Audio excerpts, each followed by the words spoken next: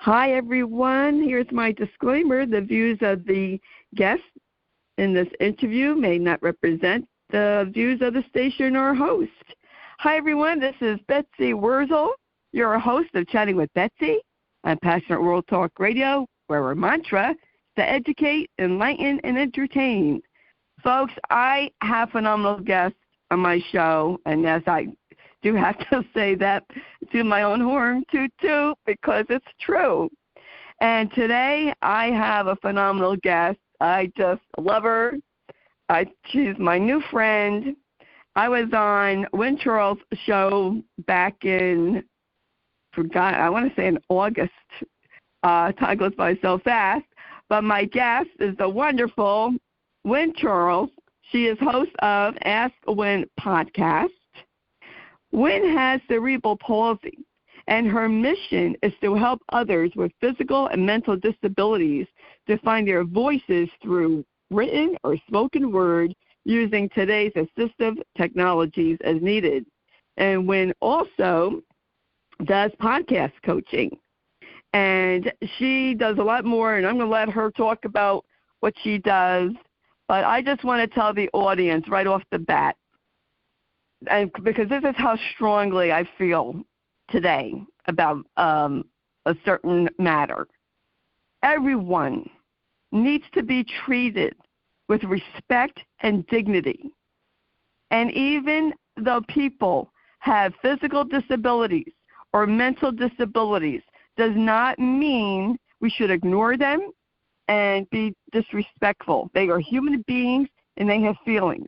And when you see someone in a wheelchair, don't disregard them. Don't think they can't hear you. They can hear you. And they need to be treated. Everyone needs to be treated with respect. Just because someone is in a wheelchair doesn't mean their mind doesn't work. And often a lot of people think that. And my guest, Win Charles, is going to discuss about that also. So I want to welcome Win Charles to Chatting with Betsy. Welcome, Win. Betsy, welcome, and thank you for having me on. As Betsy You're said, welcome. I am the host of Ask Win, and I am the other host of, when I say the other host, of the Artwork with CP. I do that along with my girlfriend, Danielle Coulter, and that is all about raising disability awareness as well. And so between the two podcasts and a YouTube show, I'm all about raising awareness for disabilities, and not only cerebral palsy, but all disabilities as well. And for those of you who don't know what cerebral palsy is a brain injury. It's a lack of oxygen injury at birth, and I acquired cerebral palsy at birth, and I was born in 1987, and I'm still kicking with cerebral palsy. And for those of you that really don't know how Betsy and I stumbled upon, when I was on Facebook, I stumbled upon her post. I think it was Josh's birthday that you were posting on Facebook. And I thought, man, this person has the same philosophy that I do as far as let's get the disabled out of the house, let's get the disabled in the community, let's integrate them in the community. And I grew up like that as well. I'll explain that in a minute. And so I thought, man, this person has the same philosophy as I do. So I snuck behind the scenes and direct messaged her and said, hey, do you want to be on my show? And then she turns around and says, yes. And then she offered me this interview with her. So I get to have fun being behind the mic and not asking questions.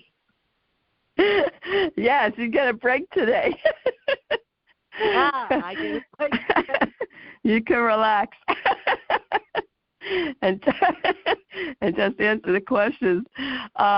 What I am admire about you is that you're not letting cerebral palsy rule your life, and what I mean by that is stopping you. You are fierce, and you are doing a podcast, and you are out there raising awareness on cerebral palsy and other disabilities, and being an advocate. And I just admire anyone who does advocacy work, and I just think that what you do is very, very awesome, and I want people to know about you. If they don't already, they will. I appreciate that, but I don't feel like I'm doing enough advocacy work.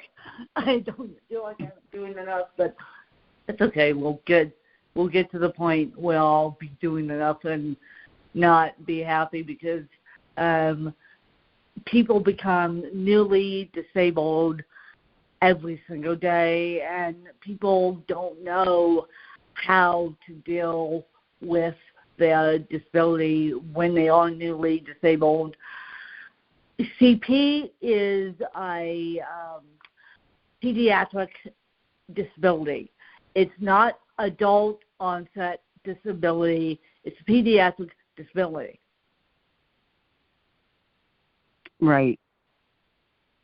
Usually from birth, or can someone, a child, because children do have strokes.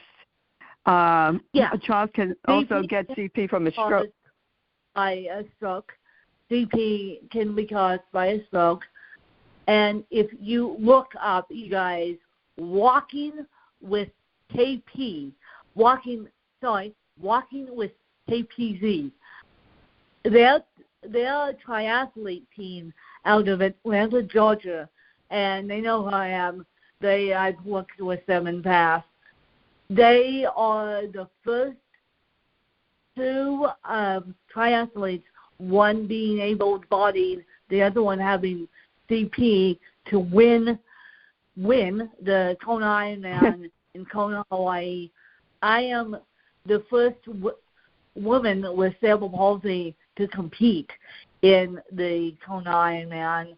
So I was a triathlete for a good year, did all the training, not so much anymore, but I would love to do I would love to do a Kona Ironman again, but it would have to be with a totally different team. I would have to get physically back in shape to do a Kona Ironman.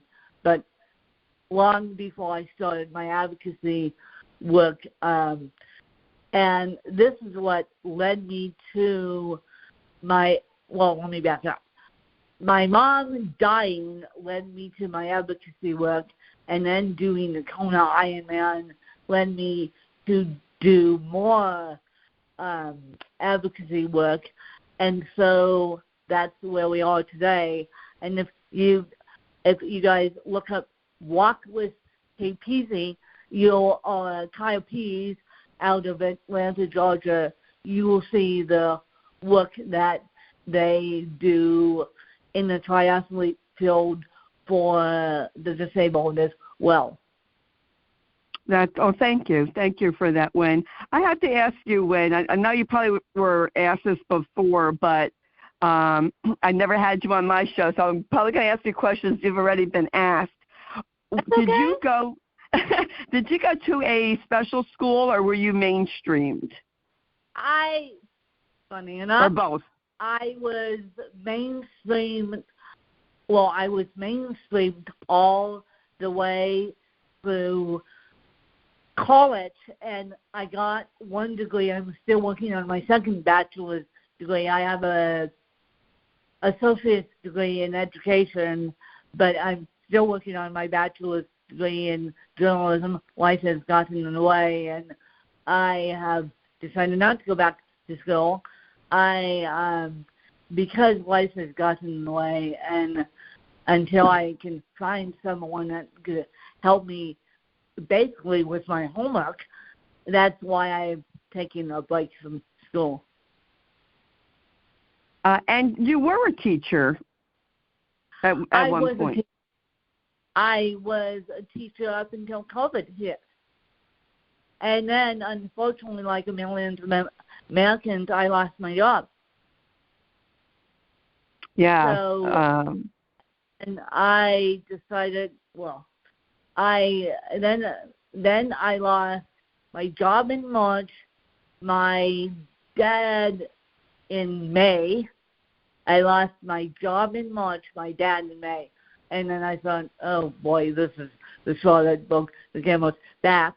And then I decided it was heavily suggested to me that I need to, because of the loss of my father, I needed to do something to better my life. And so I decided to move to Phoenix, Arizona, of all places, whereupon, as we do this interview, I'm sitting in my own condo, and where I'm at right now is the best shape I have ever been in my life, both physically, mentally, and spiritually. And since losing my dad, I was lucky enough to sell my dad's house and buy this one. So essentially, at the end of my dad's life, because he didn't, and I say this with love, he wanted me to be set up before he married his second wife. And the second wife didn't necessarily like that. And I knew the second wife. We still get along, but he essentially said, no, I won't marry you until Wynn has her finances all set up. And I got a small gift from my mom. I am still working on getting that small gift from my mom. But he didn't want to marry his second wife until I had all my finances set up. Well, of course, he, and the reason why I go into this story is because my big PSA is to get your paperwork in order before the person passes away. And in the middle of creating a will, he passed away.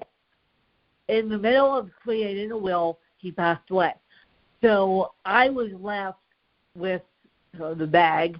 I was left toting bag in 2019, and I was left in a 4-bedroom house in Aspen, Colorado, and I'm like, nope, this is not going to work. We're selling the house. I made the decision to sell the house with the guidance from my team, and my stepmom, my common-law stepmom, wasn't even there the day I made the decision. She comes in my room 2 days later, and she goes, before your lawyer calls me, do you have anything to tell me? And I'm like, we're selling the house. We're selling this house. And by now, I have already made plans to sell this house. And she turned on her heels, didn't talk to me for 2 days. But at the end of the day, my dad left his house to me, and so I could do whatever the heck I wanted. And so I decided to sell the house, move, and get a better quality of life. Wow, you had such a good dad. I'm so sorry about your dad's passing. But you know what, when you brought up such an important topic that I talk about so many times, and that is making sure your wishes are known before you die. A will is very important, and especially if you have a person who has a situation such as yours, making sure your child is set up, and that is very important. Your dad sounds like he was really very loving and caring, and my heart goes out to you in the loss of your father. You lost your dad in May. And then I lost my mom in 2010. Wow. And then I lost my in May of 2019. That's a lot of loss. And I know you have sisters. Do they get involved? A stepsister. My stepsister was very involved when my dad was passing away, but now since I've moved, I still speak to my step family, but I speak to them more than I speak to my mom's family, quite frankly. But and I don't care if my family hears us. I don't care, because what they did to me was despicable. No one told them to stop. I got emotionally and physically abused June 23rd, 2019. Wow, that's heartbreaking. Yeah. So, in other words, they washed their hands of you, more or less. No, it's the opposite. I washed my hands of them. Oh, okay. It's the opposite, because they kept pushing on information, and they kept saying, oh, and in my mom's will, it said, if anything were to happen to me or my husband, Wynn would go live with my two sisters in the Bahamas. One of them emotionally and physically abused me. The other one just stood down, helped added fuel to the fire. And my stepmom and my stepsister and my aide didn't, because my aide was being paid by them, didn't necessarily do anything, didn't necessarily say anything, and I knew I was being emotionally abused. So that next week, I reported it, and then all heck broke loose, because now my family, one family member now has a record because of what she did to me. I went into, I got interviewed by a professional journalist who does this day in, day out. That was scary. And I got looked at by the Colorado District Attorney, and I got looked at up and down, and my stepmom did not want to do a witness statement for the cops. My aide was blazingly enough, and no, I repeat, no, none of my aides ever emotionally and physically abused me. This was a family member that came in directly after, well, pretty much, my dad died in May, they came in June. So they wanted to take me away. They wanted to get full custody of me. Now, granted, I was 33 at the time. Well, you can't get full custody of a person over the age of 18, at least I don't think so. And so they wanted full custody of me, and the reason why they emotionally and physically abused me is because they didn't like my care. They did not like my care. And I'm like, well, and so I sued them out of the house. I'm like, goodbye, didn't talk to them for months, and then they call me and say, oh, we want to put you in a group home. And I'm like, well, that's not going to help. And so the group home, all the group home wanted was a paycheck, and I kept going back and forth and meeting with this group home, and it finally came to the decision that the group home wouldn't be suitable for me. And so therefore my aunt stumbled across the housing development I'm in now, and she goes, here, try this. The next thing I know, I'm dialing a Phoenix phone number. A very, very, very, very nice real estate agent answers the phone, and I said, look, I'm looking at your website, you say apartment complex for people with disabilities. What's the deal? And he explains the deal, and the next thing I know, I have a meeting with my team, and my team goes, well, let's go down there and look at it. And so they drive 10 hours to look at this dang place. They show me via video, and turns out I just fell in love with the dang place. The next thing I know, I'm moving to Phoenix, Arizona, March 19th of 2022, and I've been here ever since. Wow, that is some story. Yep. Well, I'm glad you did stand your ground and you got away from people who were toxic, and that's what we have to do. Yeah. Yeah. You know, nobody should be around people that are toxic like that. I mean, you don't need that. So you're by yourself. Do you have assistance? Do you need assistance? I do have assistance. I do need assistance. I have assistance in the morning for 20 minutes. I have assistance in the afternoon for, yep. Okay. Okay. So, Betsy, I got to move because I didn't expect this guy to show up. This is real life, you guys. This is real life. What we're doing is I expected. So what I was going to say is that what I was going to say was it's so incredible for me to be down here and doing all this that you guys should really look at what your child's needs. And what I was going to say is, yes, I do have assistance. I have assistance on the 20 minutes in the morning and 4 hours in the afternoon. And so that's how I do my daily life.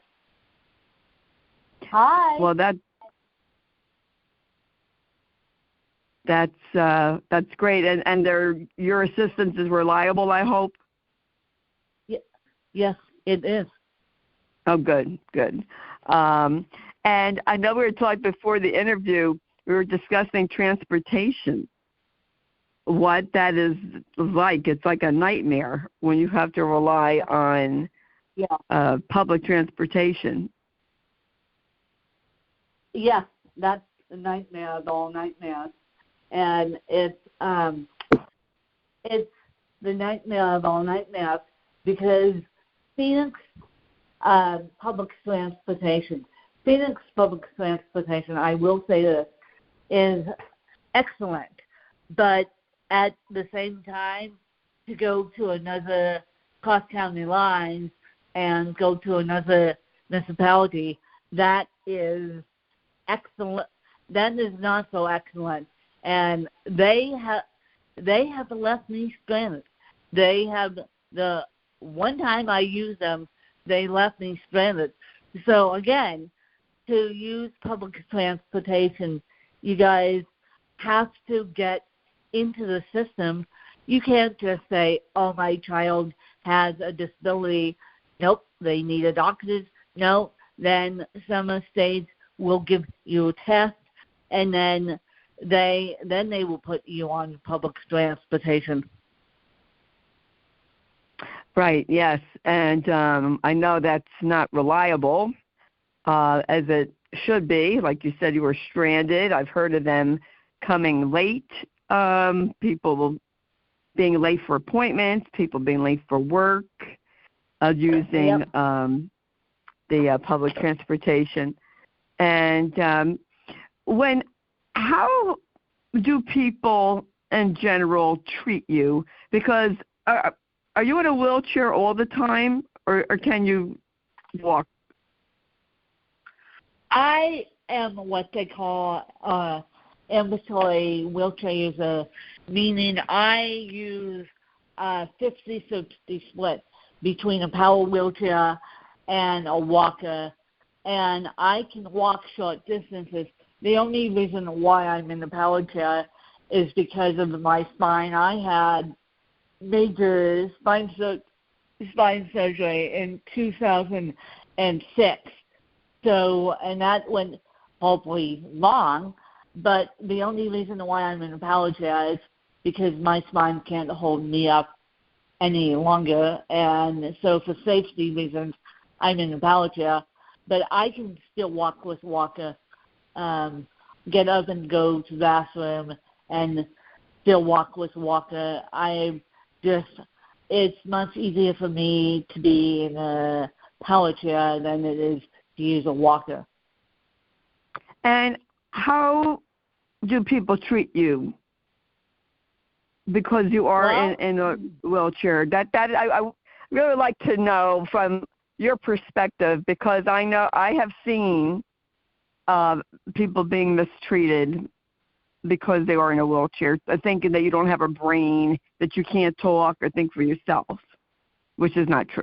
It's interesting because I am such a loudmouth that there's no way that people could mistreat me anymore because I am such a loudmouth. And if it was a true emergency, I would say I would first of all call 911. These cell phones are so smart nowadays, and these Apple Watches and these Android watches and Google watches are so smart nowadays that they'll have fall detection in, and they'll have, when you go to turn my iPhone off, it says SOS at the bottom of it, and SOS will call 911. So I do have a medical call button, but I'm such a loudmouth, and I know what's going on around me, and yeah. Yeah, and what I'd like for you to talk about is how do you want, I want you to tell the audience how you want to be treated, because you want to be treated like everyone else. And just because someone's in a wheelchair doesn't make them mentally impaired like people think. People have that notion for some reason, and it's not true. I don't know if that's very old school, but it boggles my mind. Like my mom, she said one time somebody was in a wheelchair, and she said, they could talk and think. And I said, well, what do you think? I said, just because someone's in a wheelchair doesn't mean they can't talk and think. But she's probably thinking back to her time, way, way back, when that's what she might have seen or that's what she was taught. And it's a whole new ballgame now. People with disabilities are, I say, coming out of the closet because that's how it should be. They used to hide people away that had any kind of disability. And back in the 60s and even farther, down in the years, people were put away. And that's not how it is now. People with many different types of disabilities are out in public, and they want to be treated with respect, and they should be. Yes. And I went to school without the Americans with Disabilities Act. I am a 90s kid. I am a late 87s kid, but I'm a late 80s kid, all the way 90s kid.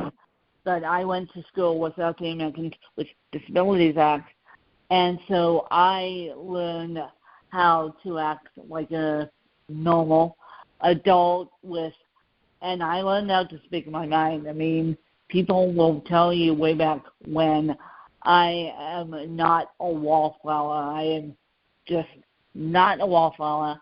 I just speak my mind when it's appropriate, and the filter has dialed down just a little bit since I've moved down here, but I'm still not a wallflower.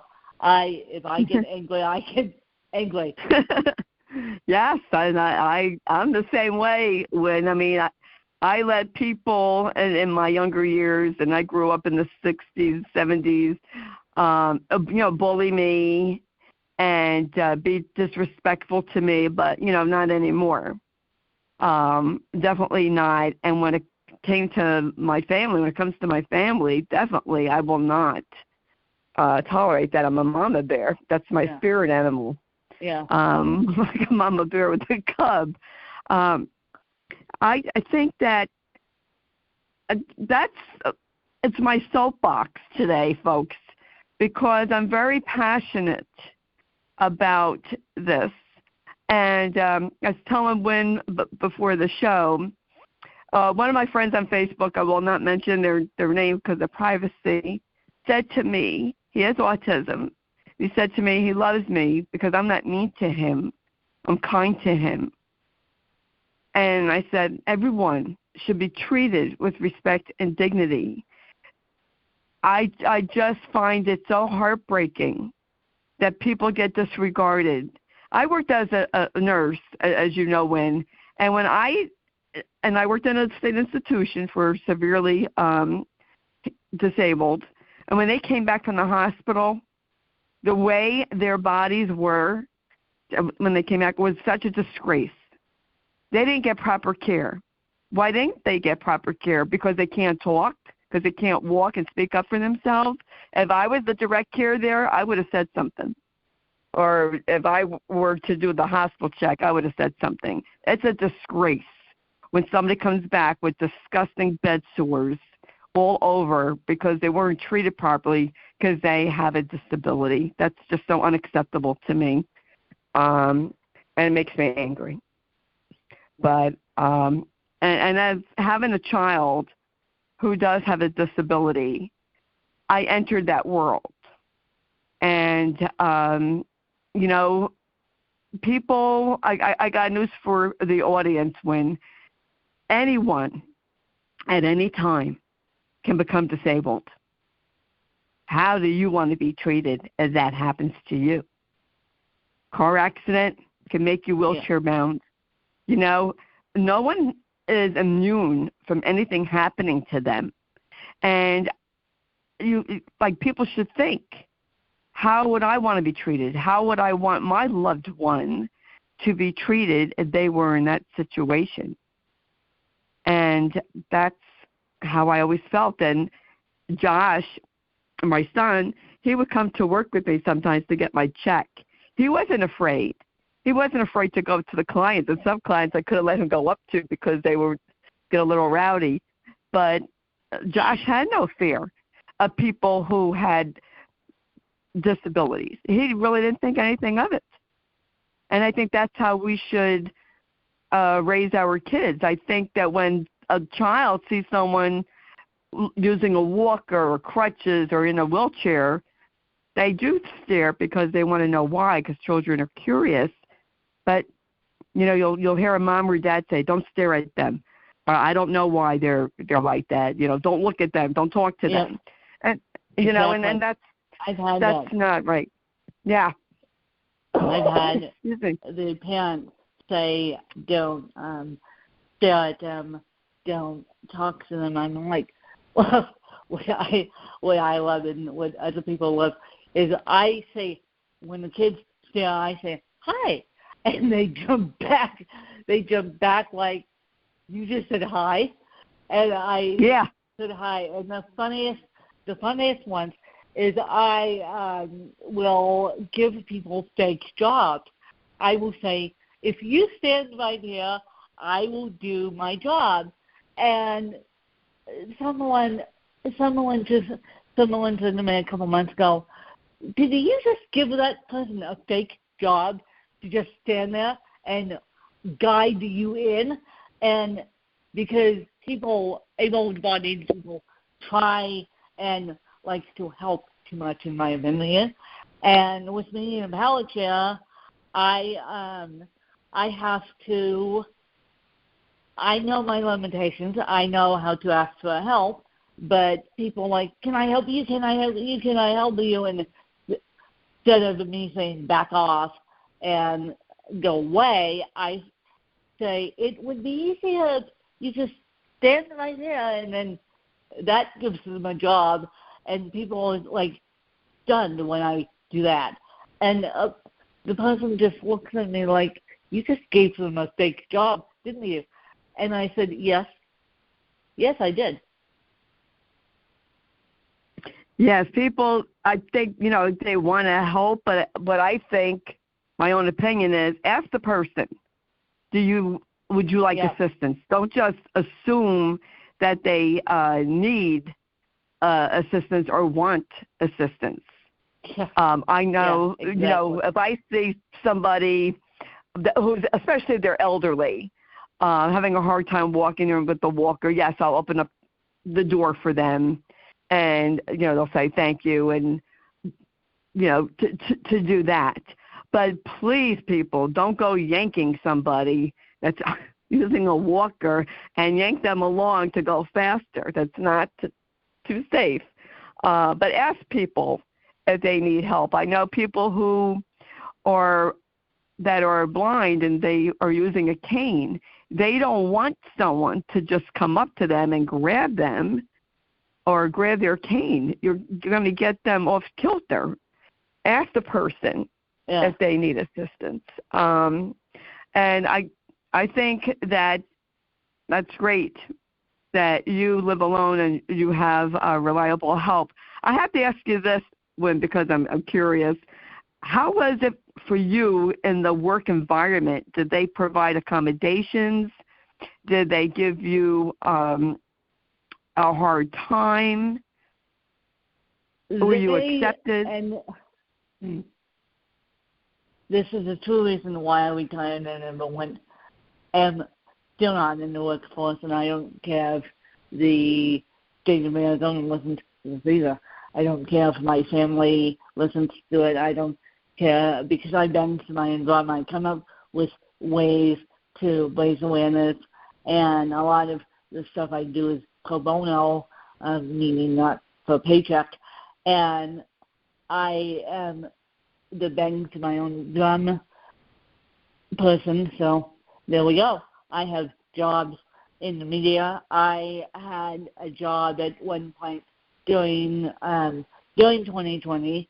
That job actually invited me back the other day. I am now hosting a YouTube TV show on Pod TV, and so if you guys want to go check that out, you're more than welcome to do it. It's called Winning with Win, and we're slowly starting back up. I had to take time off because of the mess of a move. I didn't realize that they were following me, and I didn't realize that they wanted me back until the other day. But that's and so it's been interesting. But when I was in the workforce, they treated me with so much disrespect at the end. It's not even funny. I did a lot. Well, they wanted me to do a lot of disabled stuff at the end, and I just gave up. I remember standing there one day with my aide, and they go, well, Wynn, we don't have a meeting today, and we don't have this, the meeting got canceled. And I'm like, you guys have my phone number.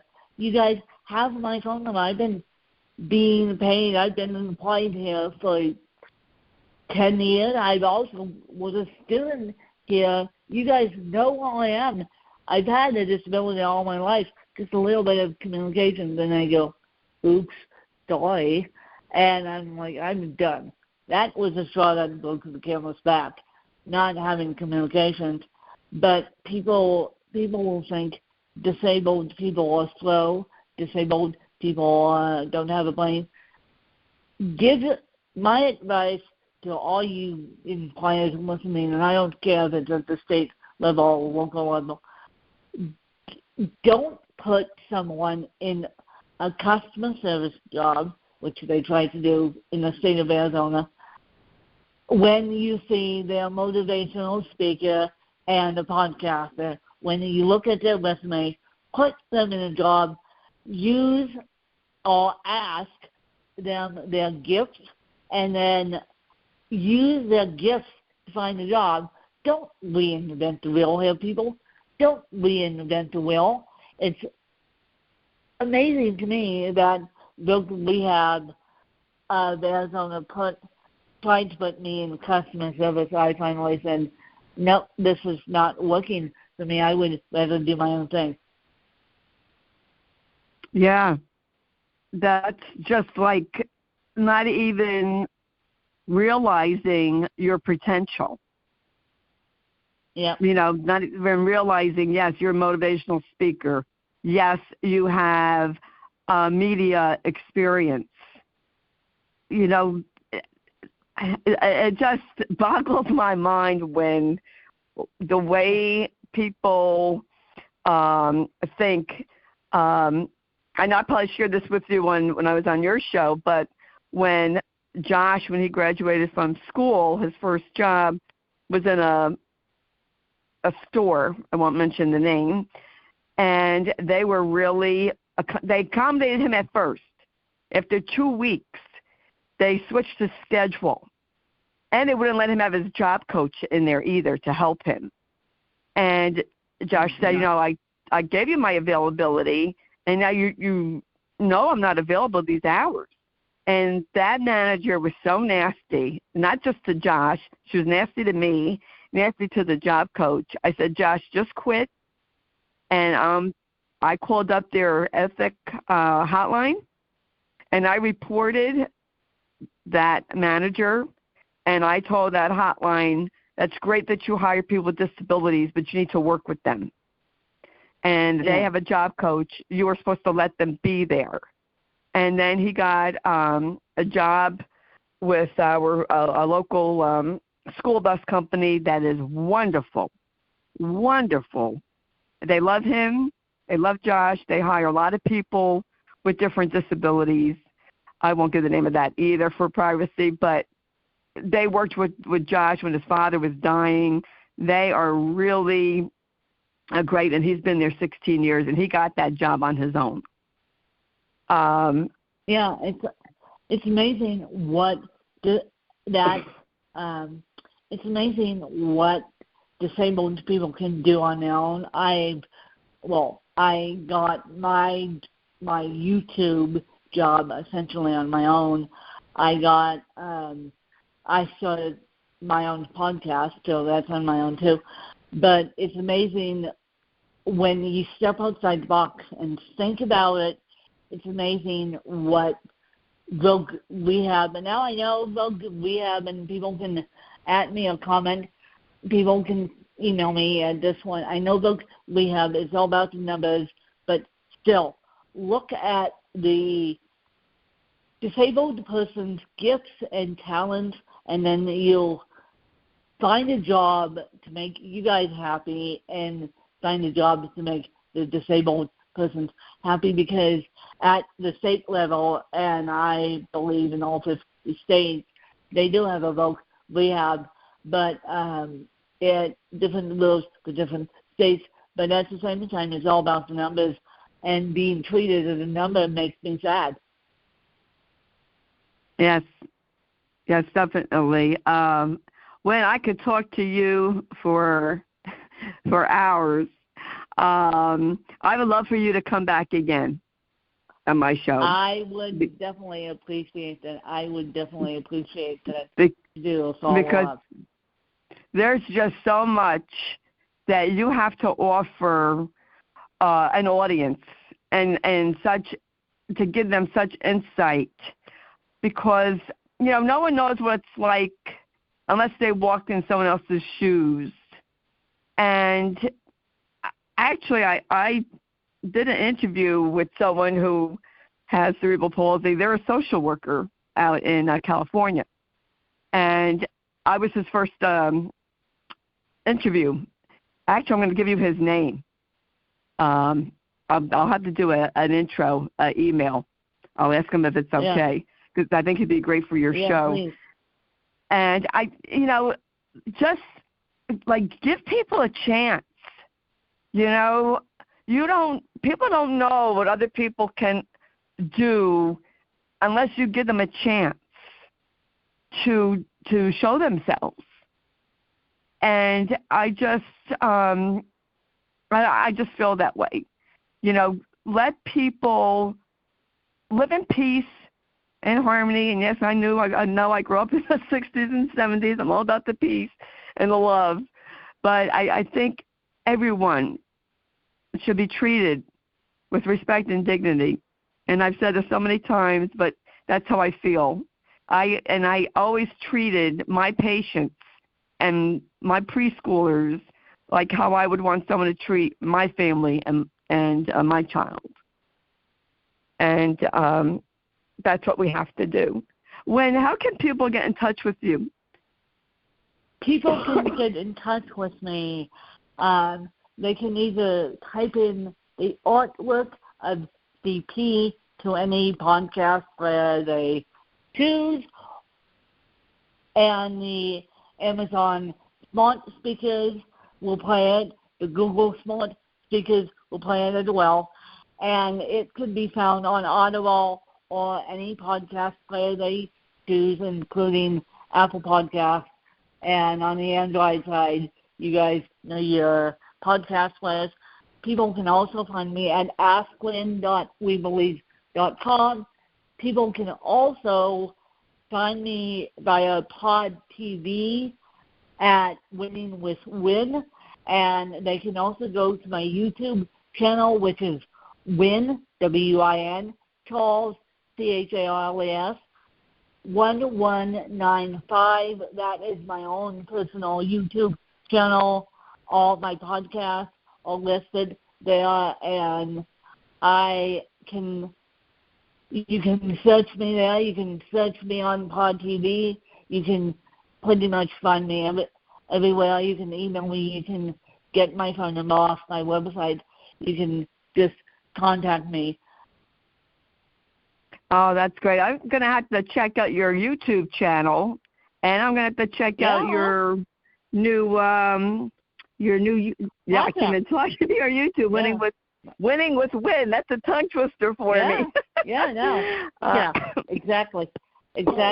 No, I did that during the pandemic. Now I started back up again because I'm finally settled down there. Yeah, so people can pretty much find me everywhere, and I'm open and willing to feedback. I'm open and willing just to have a chat with you guys too.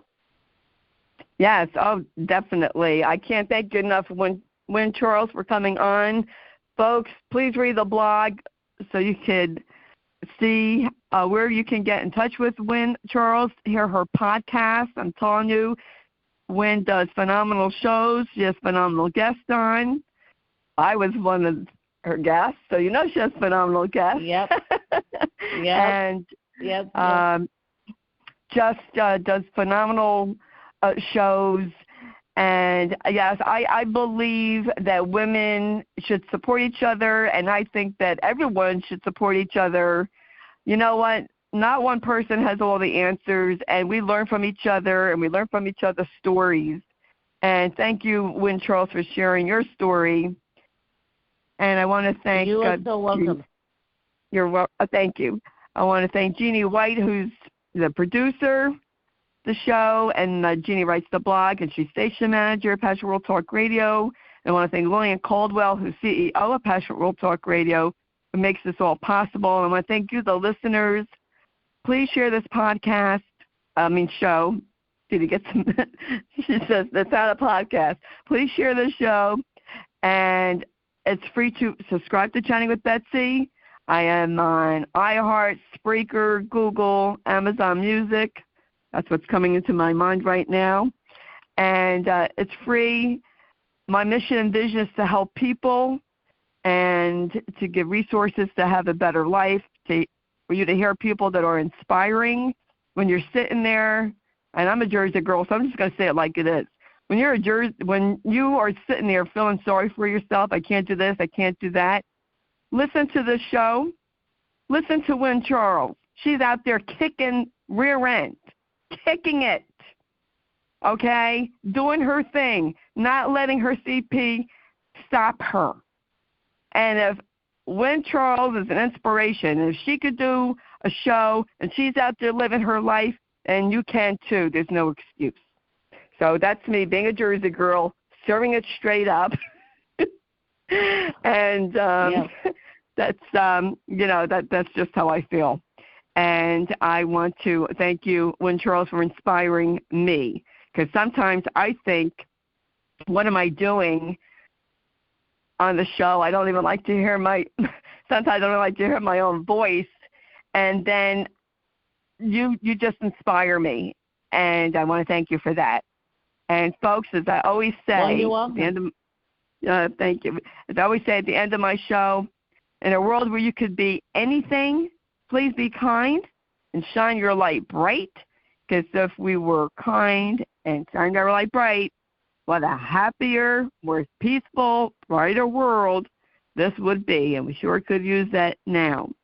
This is your host, Betsy Wurzel, chatting with Betsy and Passionate World Talk Radio. Till we chat again, have a happy Thanksgiving, everybody. If you can't have a happy, and I hope it's a peaceful one. Till we chat again, just take care of yourself. Bye-bye now.